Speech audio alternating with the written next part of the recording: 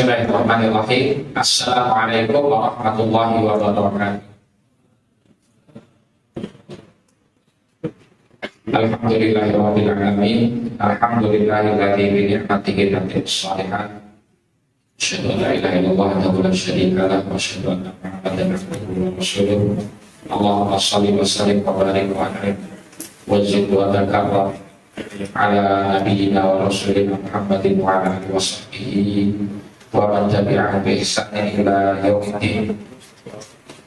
Wa nasallallahu ta'ala an yaj'ala jam'ana hadha jam'an mubarakan wa tafarraqana min ba'dihi tafarraqan ma'suma wa la yaj'al fina wala minna syai'an wa la mahruman Allahumma amin.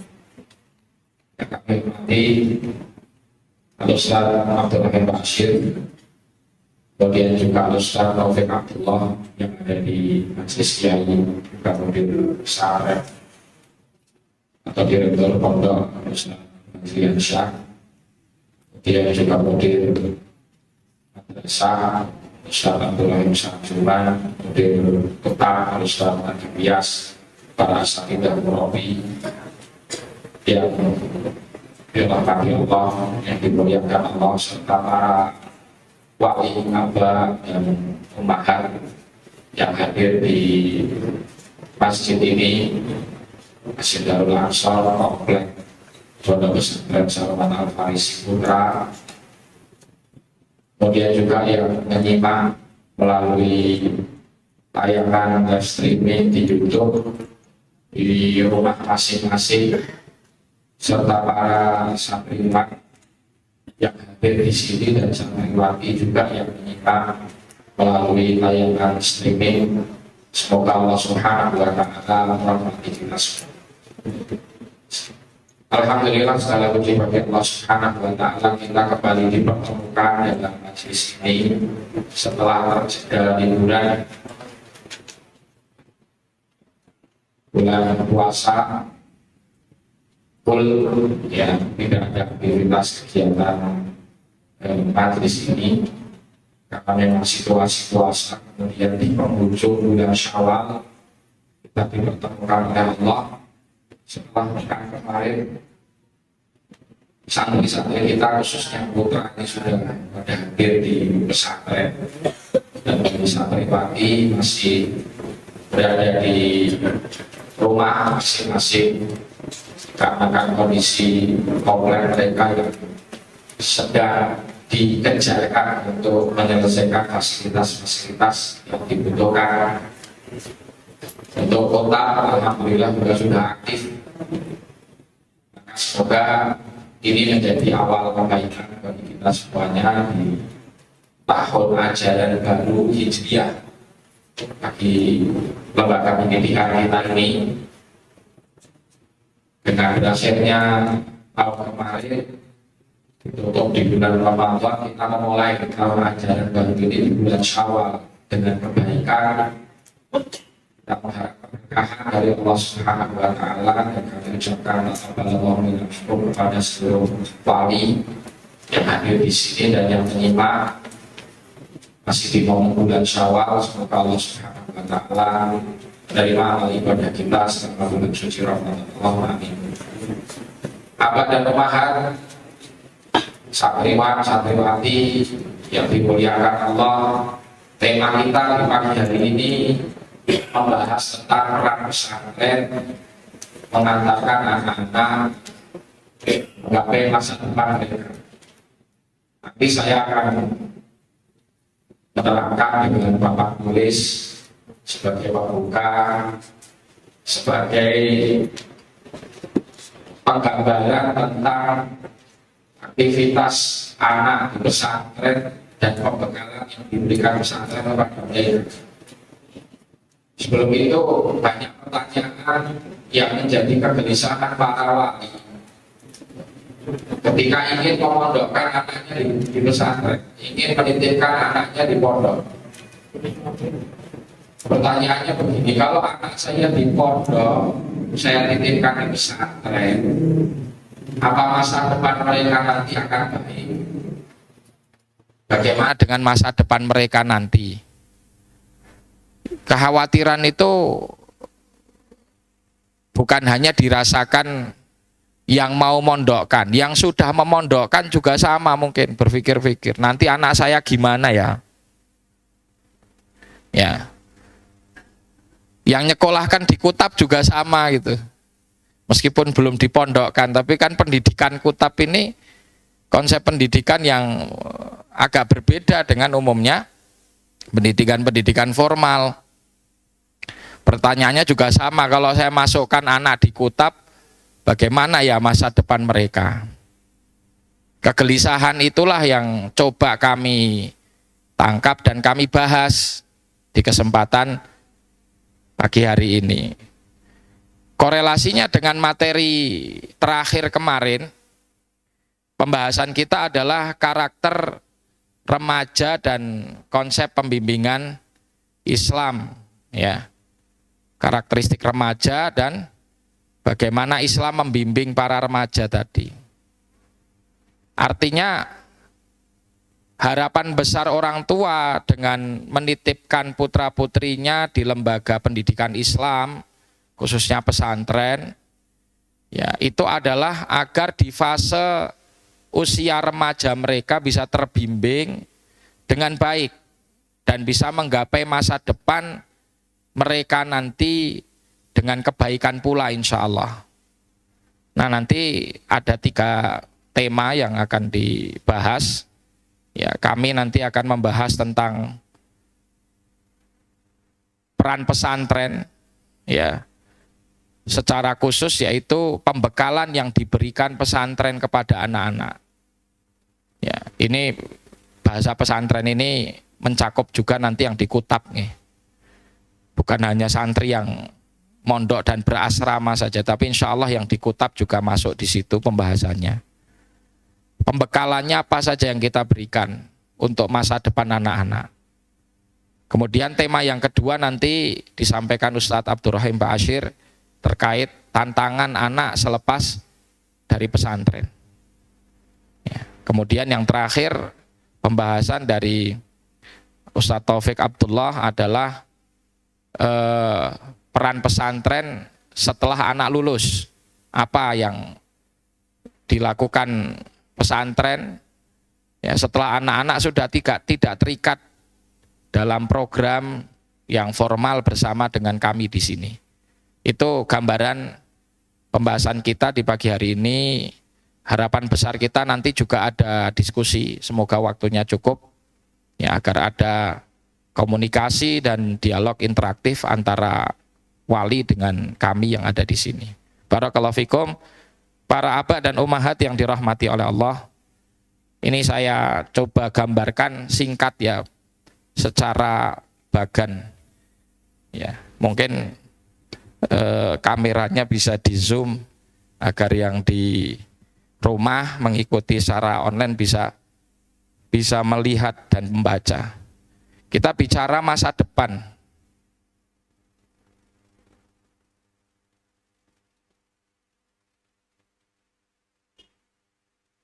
Ya, masa depan. Umumnya atau awamnya orang ya, memahami masa depan itu adalah masa depan duniawi mesti. Betul atau enggak, Pak? Oke, kalau bicara masa depan duniawi, kesuksesannya standarnya apa, Pak? Kaya. Oke, terus apalagi? Jabatan. Kaya itu ya ekonomi masuk mesti. Ada lagi? Jabatan itu termasuk gelar ya. Gelar itu jadi dokter, jadi insinyur, jadi ini, jadi. Ada lagi enggak, Pak? Ada enggak? Ada lagi? Kaya, jabatan, apalagi masa depan duniawi. Lah kalau enggak ngerti gimana nanti kita nganter anak-anak kita gitu. Ada enggak? Bapak-bapak monggo ini yang hadir di sini. Belum ada lagi tambahan keturunan ya. Anak-anak nanti diproyeksikan menikah nggak? Masa dibiarin jomblo? Nah, berarti keturunan.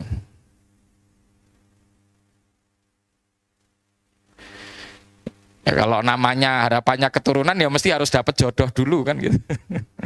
Oke. Ada lagi? Baik, sementara ini dulu ya. Ini dulu. Kaya, punya jabatan, punya keturunan gitu ya. Baik. Padahal masa depan itu bukan hanya duniawi tapi juga ukhrawi. Atau akhirat. Iya. Masa depan ukhrawi itu ya setelah kematian. Ya. Finalnya masuk surga atau masuk neraka kan gitu. Berarti cita-cita terbesar masa depan ukhrawi itu apa? Masuk surga. Cukup masuk surga. Bebas dari siksa neraka. Karena masuk surga itu belum tentu bebas dari siksa neraka. Bisa jadi masuk surga tapi melewati siksa neraka terlebih dahulu. Doanya kita gimana? Rabbana atina fid dunya hasanah wa fil akhirati hasanah wa qina, harus ada wakina, ada banarnya. Ya. Jadi masuk surga bebas dari neraka.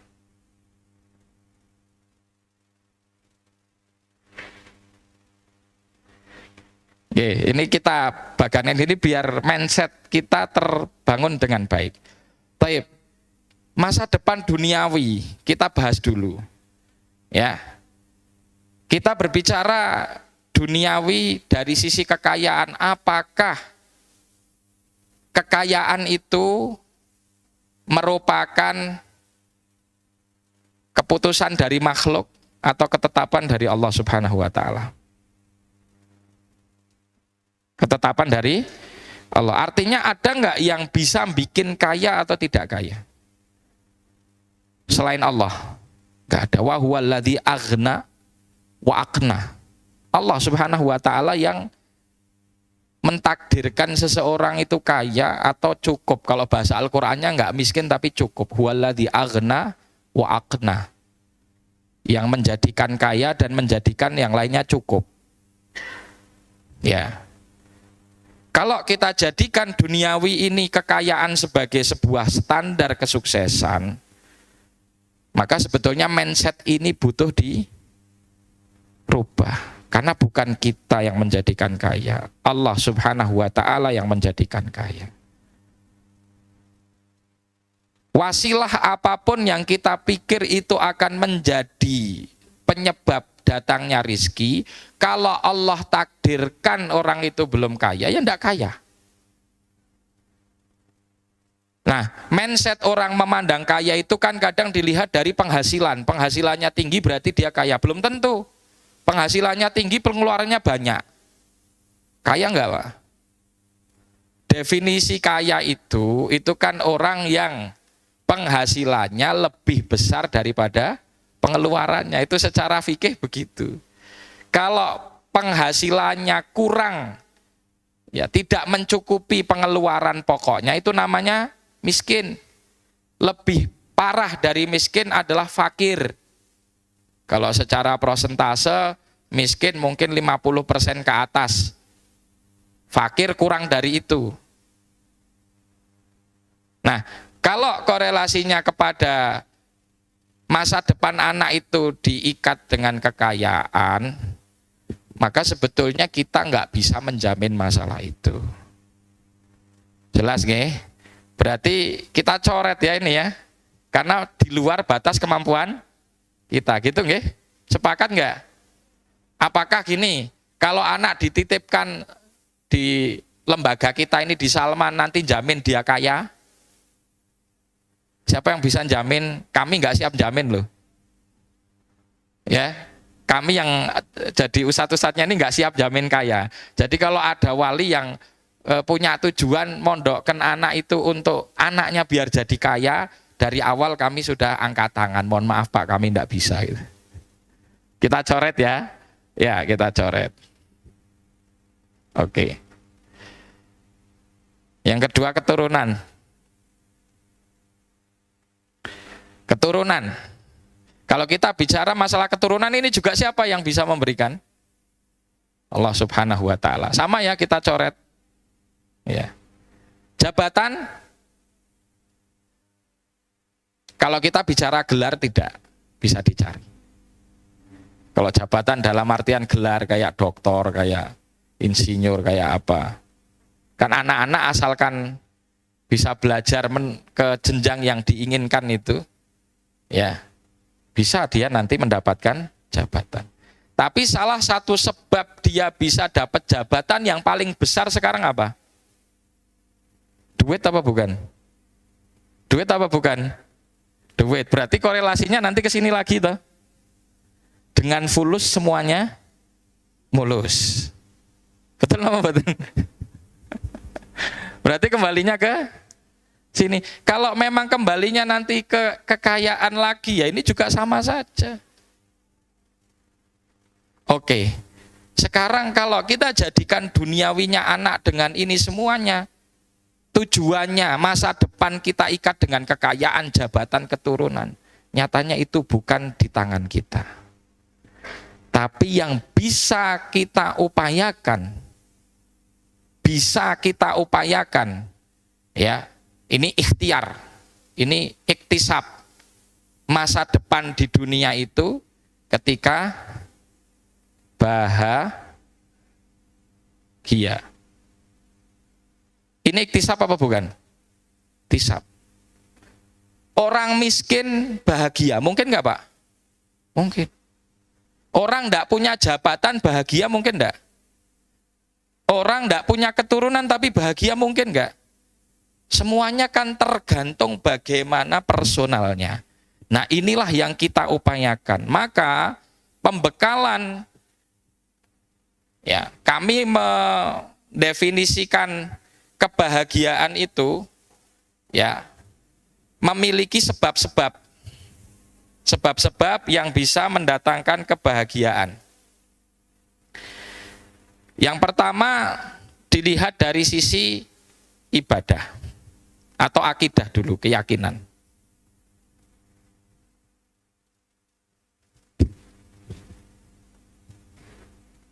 Apa? Akidah. Kenapa akidah itu kok bisa jadi kebahagiaan? Bisa. Orang tuh kalau akidahnya benar, imannya kuat, insya Allah bahagia. Innalladzina qalu rabbunallah tsumastaqamu tatanazzalu alaihimul malaikatu alla takhafu wa la tahzanu wa absyiru bil jannati allati kuntum tu'adun. Sebelumnya dikatakan alla takhafu wa la tahzanu. Ya, orang-orang yang beriman dan istiqomah itu enggak punya rasa gundah, enggak punya rasa gelisah. Jadi bahagia hidupnya. Maka akidahnya orang baik insya Allah bahagia. Kemudian kebahagiaan kedua adalah ketika ibadahnya benar. Orang itu kalau dekat kepada Allah, ya ibadahnya benar semakin bahagia. Tapi orang jauh kepada Allah gelisah. Enggak sholat, jarang tilawatul Quran, jarang zikir, hidupnya gelisah. Mau dia banyak uang, mau dia punya jabatan, gelisah hidupnya. Karena jauh dari Allah. Maka di sini kuncinya adalah ibadah. Yang ketiga kuncinya adalah akhlak. Orang tuh kalau akhlaknya baik, bahagia, nggak punya musuh. Ya. Disayang sama sekitarnya. Orang semuanya baik karena melihat akhlaknya baik, tapi kalau akhlaknya buruk, dibenci sama orang, ya, dimusuhi sama orang, sering terlibat pertikaian dan seterusnya. Ini kunci.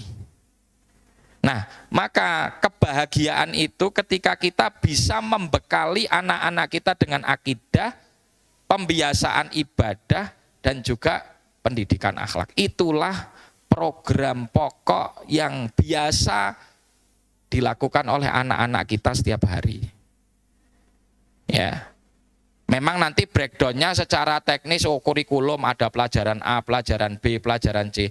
Tapi bukan hanya pembelajaran, Pak. Nilai pendidikan di pesantren itu termasuk aktivitas kegiatan dia 24 jam. Itu kadang nilainya lebih besar dibanding teori pelajaran yang mereka dengarkan di majelis. Tapi praktek amalan itu adalah pembentukan karakter. Nah, inilah yang kami berikan kepada anak-anak sebagai pembekalan masa depan mereka.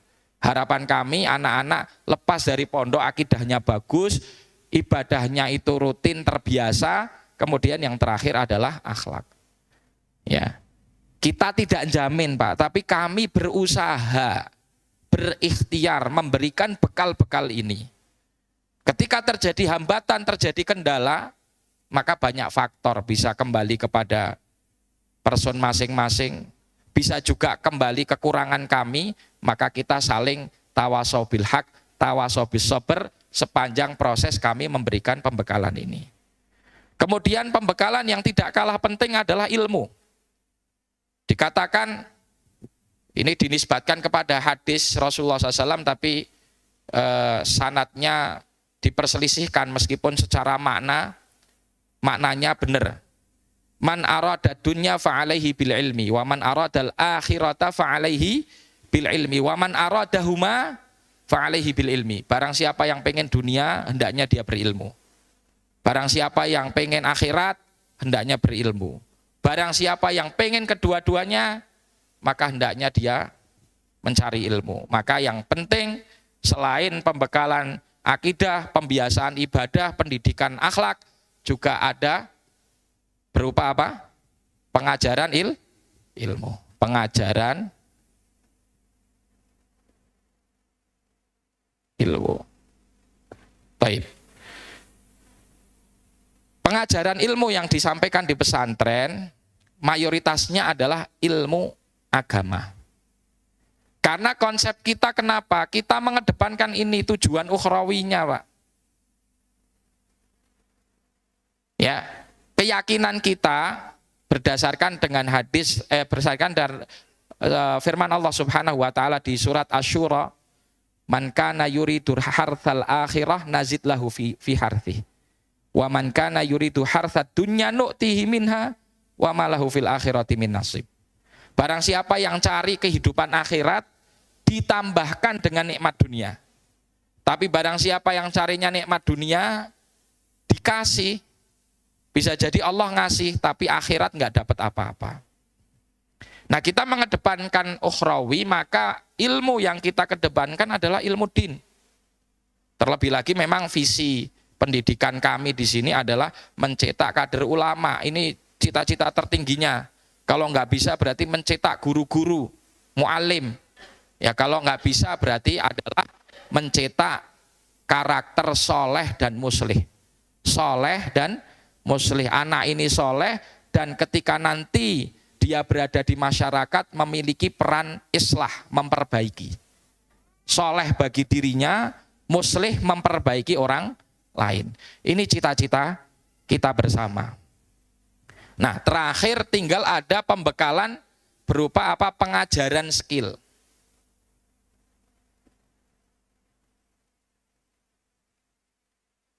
Skill. Ya, ini 1, 2, 3, 4, 5. Program kami di dalam mengantarkan masa depan anak itu intinya 5 ini, Pak. Penanaman akidah yang kuat, yang benar, pembiasaan ibadah, kemudian pendidikan akhlak, pengajaran ilmu, pengajaran atau pembekalan skill.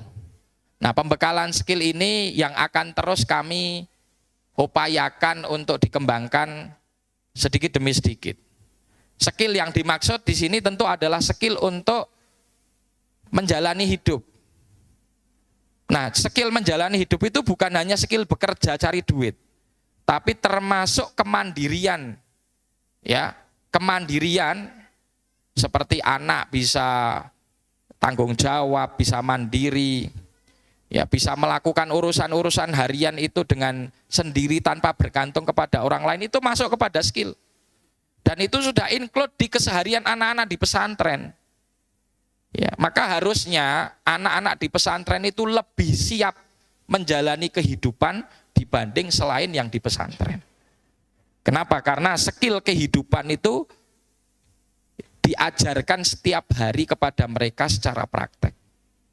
Ya tinggal masalah skill cari duit. Kalau skill cari duit itu banyak sekali. Kalau semuanya pembelajarannya disuruh untuk pondok menyelenggarakan, yo kami keteteran.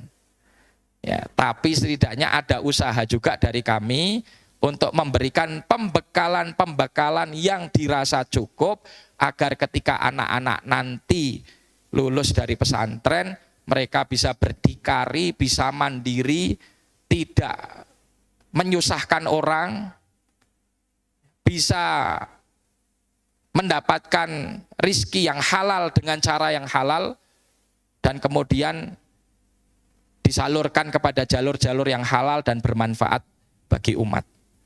Ini harapan dan usaha yang kami upayakan selama anak-anak di pesantren dan menjalani program di lembaga kami, baik yang di Kutab, kemudian yang di madrasah, setingkat SMP, setingkat SMA, idealnya 6 tahun itu lulus, Pak.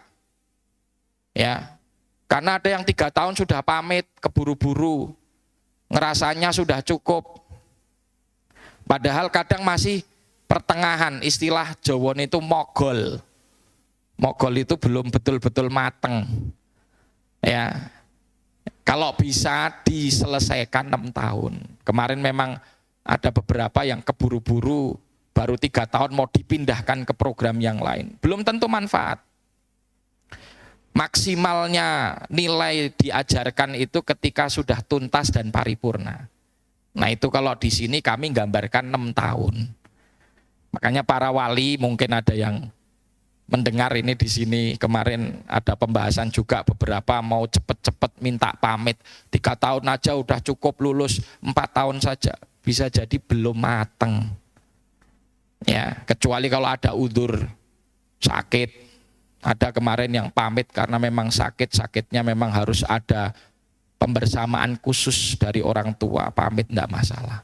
Tapi kalau tanpa udzur yang betul-betul urgen, hanya karena pandangan orang tua, udah cukup 3 tahun dipindah ke program yang lain.